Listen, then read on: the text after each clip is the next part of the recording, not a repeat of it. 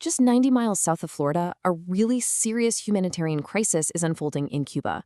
Now, this is a super complex story with decades of history behind it, but some recent events have really pushed the island to a breaking point.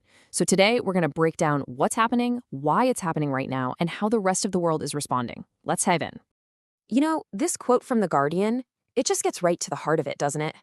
This isn't just some distant political headline. No, this is a crisis that's having tangible, honestly, devastating effects on the daily lives of millions of people. And it is escalating, fast. So to really get a sense of just how serious this is, let's first take a look at what it actually feels like to be on the ground in Cuba right now. The picture that observers are painting is, well, it's grim. The Prime Minister of St. Kitts and Nevis, who actually studied in Cuba, describes food becoming incredibly scarce. We're talking about garbage piling up in the streets and homes losing electricity for long stretches of time. These shortages of the absolute basics, food, medicine, and especially fuel, are just crippling the country. I mean, the lack of jet fuel has even forced major Canadian airlines to suspend their flights. And in a really stark warning, Cuba's own health minister has said the country's healthcare system, something that was once a huge point of pride, is now on the brink of complete collapse. So you have to ask, what triggered this sudden, really severe downturn? I mean, Cuba has faced economic hardship for years. We know that. But the immediate cause of this acute crisis is a new and much more intense oil blockade led by the United States. Okay, so here's how the blockade actually works. On January 29, 2026, President Trump signed what's called Executive Order 143080. This order officially declares a U.S. national emergency, and it frames Cuba as an unusual and extraordinary threat to American national security. Now, here's the crucial part. By declaring a national emergency, the president unlocks special powers that let the U.S. government impose economic sanctions, in this case tariffs, on any other country that supplies oil to Cuba. So you can see, it's a way of extending the blockade beyond just the U.S., effectively choking off Cuba's main source of energy. And you know, this new oil blockade, it didn't just come out of nowhere. As you can see from this timeline, it's really just the latest escalation in a policy of pressure that's been going on for over 60 years. During President Trump's first term alone, more than 240 new measures were added to tighten the screws.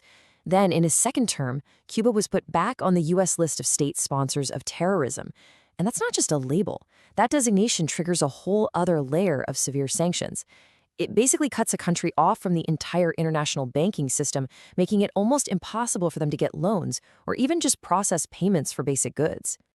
So let's get into the official justifications for all this. As you can probably imagine, the U.S. and Cuban governments have, well, let's just say starkly different explanations for these policies. On one side, the U.S. justifies its actions by labeling Cuba an extraordinary threat. They allege it harbors foreign intelligence bases and terrorist groups, and they formally listed it as a state sponsor of terrorism. Cuba, on the other hand, rejects every single one of these claims. Its ambassador calls the threat label false and ridiculous. They maintain that Cuba has been a victim of terrorism, not a sponsor of it. And they argue that these accusations are just a pretext to wage what they call a criminal economic war that's designed to suffocate the Cuban people.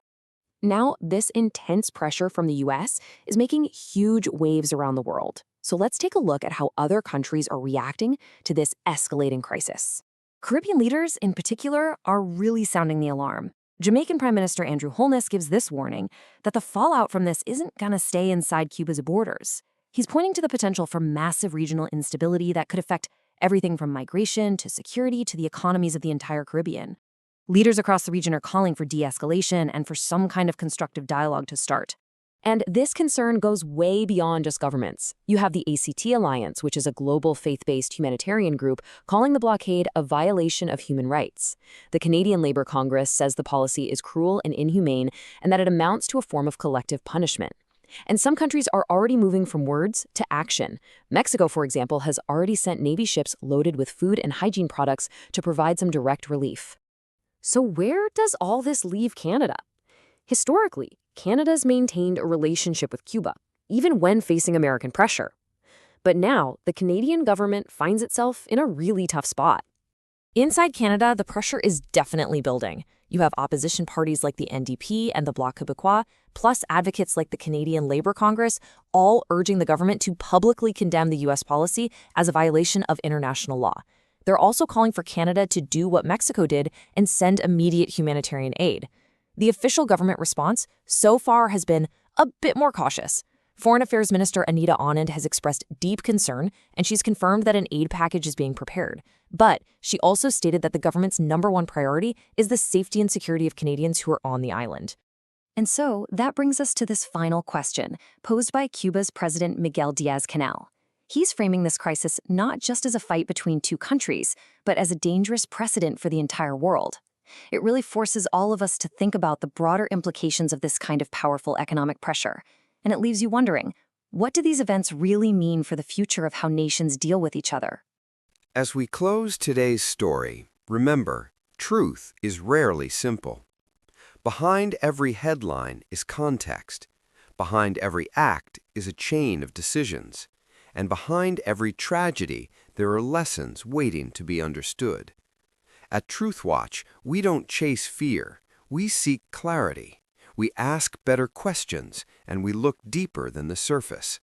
Because awareness is not about panic, it's about understanding. And understanding is how we move forward.